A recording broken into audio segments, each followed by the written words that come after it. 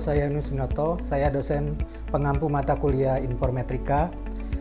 Pada pertemuan kali ini akan ada materi pokok yang akan dibahas, yaitu 1. Tentang analisis sitiran, 2.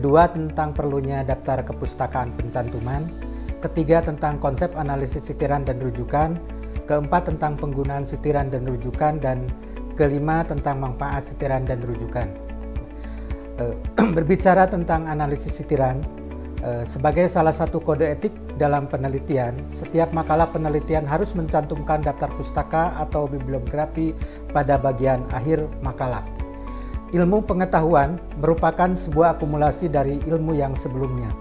Oleh karena itu, pencantuman seluruh literatur yang disitir dalam suatu penelitian adalah merupakan sebuah keharusan dan telah menjadi kode etik dalam suatu penulisan karya ilmiah atau penelitian. Literatur yang disitir dalam penulisan karya harus dicantumkan dalam bentuk daftar pustaka atau bibliografi. Perlunya pencantuman daftar pustaka juga dikemukakan oleh Gerfield tahun 1979 yang mengatakan bahwa pencantuman daftar pustaka adalah sebagai bentuk penghormatan kepada para pelopor dalam bidang yang bersangkutan. Yang lainnya adalah mengidentifikasikan metodologi, pendekatan teori, sarana yang digunakan dalam penulisan makalah, memberikan latar belakang bacaan bagi mereka yang ingin mengetahui lebih lanjut tentang topik yang sudah ditulis, mengkoreksi karya sendiri atau karya orang lain, dan sebagai panduan untuk orang lain akan mendalami topik yang disebutkan dalam kepustakaan. Kemudian, mengenai analisis sitiran itu sendiri atau juga disebut dengan rujukan. Rujukan berarti menunjukkan pada suatu dokumen yang mempunyai sejumlah rujukan. Rujukan tersebut dapat berupa catatan kaki dan ada pula yang disusun sebagai suatu daftar pada akhir tulisan, di mana daftar ini merupakan suatu bibliografi suatu dokumen. Perujukan atau referensi mengarah pada perujukan ke karya yang telah ada sebelumnya dan mengutip pengarang sebelumnya. Berbagai definisi tentang sitiran, salah satunya dikemukakan oleh Ala Glossary of Library Information Science yang mengatakan bahwa sitiran adalah suatu catatan yang menunjuk pada suatu karya yang dikutip atau beberapa sumber yang memiliki otoritas atau kewenangan atas suatu pernyataan atau masalah. Pengertian sitiran digunakan apabila seseorang atau lobby menggunakan sebagian atau seluruh pendapat yang dibuat atau penulis lain dari dokumen yang disitir. Sitiran atau citation mengarah pada karya yang diacu yang dilakukan oleh pengarang sesudah karya yang diacu diterbitkan. Sitiran berhubungan atau berkaitan dengan dua jenis data. Hal ini seperti yang dikatakan oleh Sulistyo Basuki yang mengatakan dua kata tersebut ialah yang pertama dokumen yang disitir atau cited atau yang dikutip, atau rujukan merupakan sebuah dokumen atau unsur yang menunjukkan unit sumber, jadi selalu lebih tua dari dokumen yang menyitir. Dokumen yang menyitir mengacu pada pengertian sebuah dokumen yang merupakan unit pertama, karena itu selalu lebih muda usianya daripada dokumen yang disitir atau pasca tahun dalam hubungannya dengan rujukan. Kemudian, Price membedakan antara rujukan atau referensi dengan sitiran, dilihat dari bagaimana cara menghitungnya. Menurut Price, mengatakan bahwa jumlah rujukan dari sejumlah karya tulis dapat dihitung dari bibliografi, baik yang berupa catatan kaki maupun catatan akhir.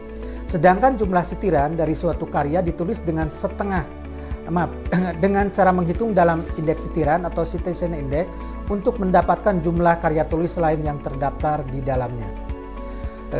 Berbicara tentang rujukan dan sitiran, kalau digambarkan adalah sebagai berikut, di mana A besar dan B besar adalah dokumen yang menyitir. Nah, kemudian yang lingkaran itu adalah rujukan.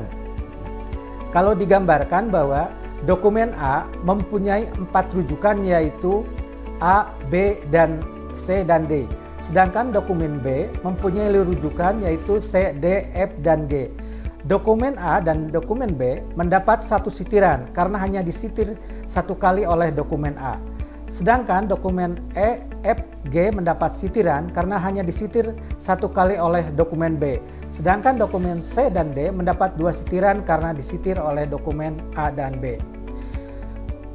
Penggunaan sekunder sitiran dipergunakan sebagai bibliografi, kemudian untuk mempersiapkan daftar peringkat majalah dipergunakan sebagai daftar peringkat, kemudian untuk mengetahui hubungan penggunaan berbagai bentuk dokumen, mengetahui unsur umur penggunaan dokumen, mengetahui keberkaitan subjek-subjek, dan mengetahui asal-usul atau akar subjek sebuah ilmu.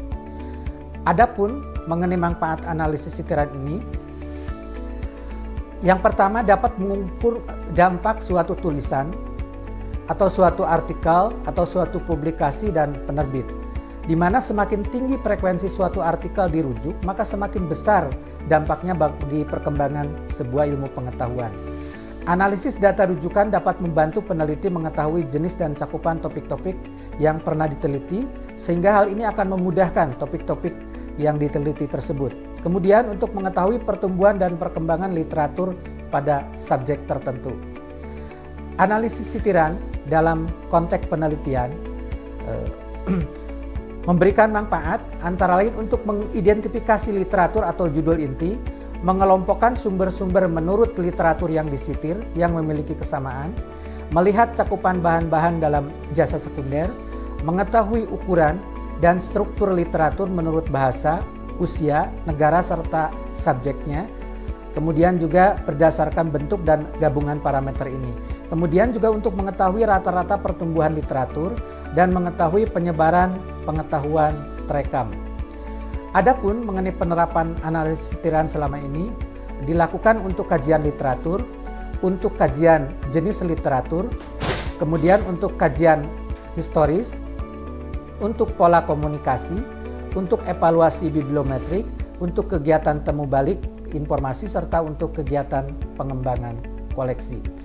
Asumsi dalam analisis sitiran, yang pertama, dokumen yang disitir itu adalah dokumen yang benar-benar digunakan para pengarang yang menyitir.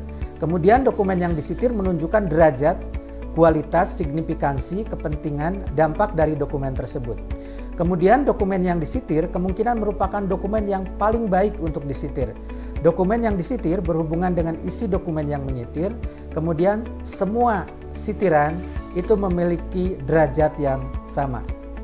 Semakin sering dokumen dikutip, maka semakin besar dokumen tersebut memberikan kontribusi keilmuan atau memberikan kontribusi informasi, dan semakin besarlah pengaruh suatu penelitian yang sedang dilaporkan di dalam dokumen pengutip.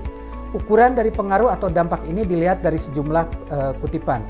Beberapa kali sebuah dokumen dikutip dalam suatu rentang waktu tertentu, ini menunjukkan berapa banyak dokumen di dalam dokumen tersebut berguna untuk sebuah riset. Jika frekuensinya semakin menurun, maka dokumen tersebut semakin tidak relevan sampai akhirnya akan menjadi usang. Jika dua dokumen bersama-sama dikutip oleh dokumen ketiga, maka kedua dokumen tersebut bersama-sama memberikan sumbangan. Semakin sering dokumen tersebut dikutip secara bersama atau yang disebut dengan istilah co-cited, maka semakin dekatlah hubungan kedua dokumen tersebut. Demikian paparan mengenai materi ini. Terima kasih. Assalamualaikum warahmatullahi wabarakatuh.